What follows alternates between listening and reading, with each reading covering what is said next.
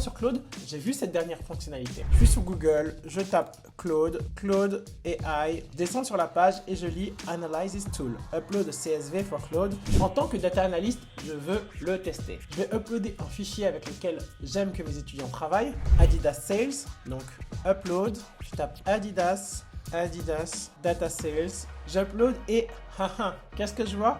Déjà, il y a un problème de taille. Donc, les étudiants ne pourront pas m'avoir avec Claude pour le moment. Ok, donc je vais utiliser un fichier plus petit.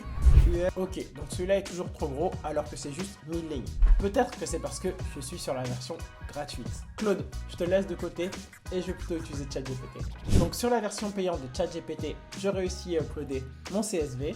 Maintenant, regardons l'analyse. Alors, quand on est data analyst, il faut toujours raisonner sous forme d'entonnoir, c'est-à-dire demander les statistiques les plus générales et après être plus spécifique et comprendre ce qui ne va pas. Donc, première question, on va lui demander est-ce qu'il comprend le sujet et est-ce qu'il peut générer des KPI généraux. Est-ce que tu comprends le thème de ce CSV et des différentes colonnes?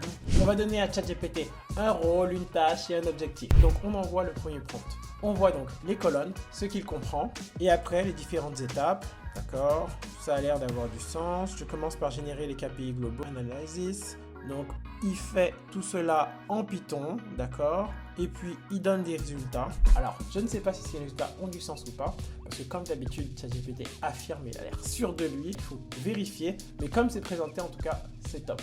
Maintenant on peut aller plus loin en lui demandant des visualisations étalées sur le temps pour voir comment les ventes évoluent. Peux-tu créer des visuels pour montrer l'évolution des ventes? Donc tout ce code se fait en Python et finalement on a notre résultat.